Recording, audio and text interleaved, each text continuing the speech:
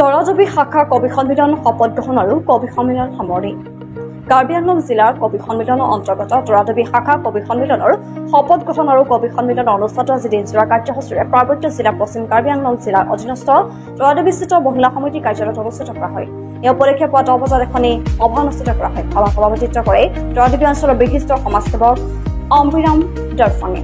সভাত মুখ্য অতিথি হিচাপে উপস্থিত থাকে সদৌ অসম কবি সন্মিলনৰ কেন্দ্ৰীয় সন্মিলনৰ সম্পাদক কৃষ্ণ দৈমাৰীয়ে।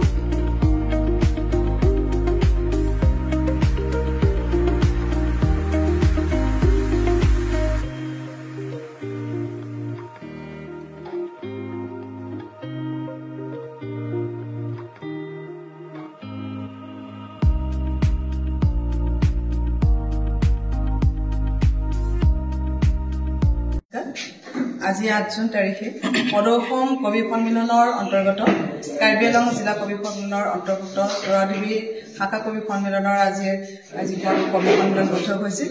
এই বৈঠকত আজি নতুন সমিতিখনক শপত গ্ৰহণ কৰা হৈছিল আৰু দায়িত্ব অৰ্পণ কৰা হৈছিল।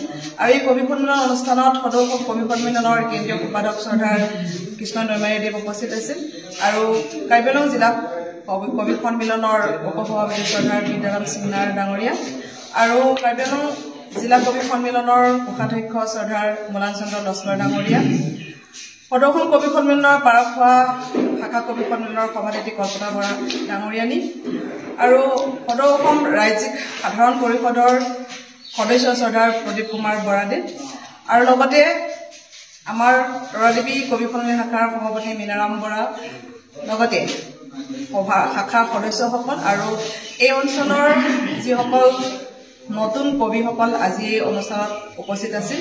আৰু এই কবি সন্মিলন সভাখনত ন প্ৰতিভাৱান যিসকল কবি আছিল তেওঁলোকৰ নিজৰ স্বৰচিত কবিতা তাত পাঠ কৰিছে। সঁচাকৈ ভাল লাগিছে। তেওঁলোকে পূৰ্বৰ পৰাই কবিতা লিখি আহিছে, কিন্তু তেওঁলোকে সেইটো পাঠ কৰিবলৈ এটা মঞ্চ পোৱা নাছিল। আজিৰ তৰাজবি শাখা কবি সন্মিলনৰ উদ্যোগত যিখন কবি সন্মিলন সভা ইয়াত অনুষ্ঠিত কৰা হ'ল, সেই সভাত তেওঁলোকে এখন মঞ্চ পালে। তেওঁলোকৰ সুন্দৰ সুন্দৰ কবিতাবোৰ আমি শুনিব পাই আনন্দিত হ'লোঁ আৰু অনাগত দিনত তেওঁলোকৰ পৰা আমি কবিতা তেনেদৰে শুনিবলৈ পাম। তেনেকুৱা মঞ্চবোৰ আমি দি যাবলৈ চেষ্টা কৰিম।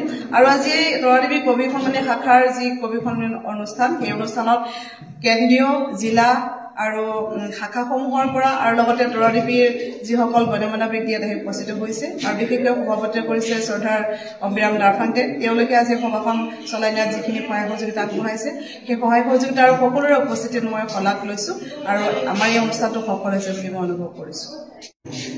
আজি সদৌ অসম কবি সন্মিলনৰ অন্তৰ্ভুক্ত তৰাজবি কবি সন্মিলন শাখাৰ আজি কবিতা পাঠ অনুষ্ঠান এটি আছিল আৰু এই অনুষ্ঠানটিত আজি শপত গ্ৰহণ অনুষ্ঠানো হৈছে। আজি এই অনুষ্ঠানটিত উপস্থিত থাকি মই খুব আনন্দিত হৈছোঁ, কিয়নো আজি বহুত নতুন নতুন প্ৰতিভাৱান নৱপ্ৰজন্মৰ কবিয়ে আজি কবিতা পাঠ কৰিছে আৰু তেওঁলোকৰ ভৱিষ্যত মই দেখিছোঁ। আশা ৰাখিছোঁ এই কবিসকল আমাৰ এই তৰাজবি শাখাৰ জৰিয়তে তেওঁলোক আগবাঢ়ি যাওক আমাৰ কবিতাৰ জগতলৈ আৰু আশা ৰাখিছোঁ এই তৰাজবি শাখাটো এটা জাকত জিলিকা শাখা হৈ উজ্বলি উঠক আৰু ভৱিষ্যতলৈ আমি আমাৰ নতুন নতুন কবিসকলক লগ পাম বুলি আশা ৰাখিছোঁ আৰু ইয়াৰ সুফল কামনা কৰিছোঁ। ধন্যবাদ।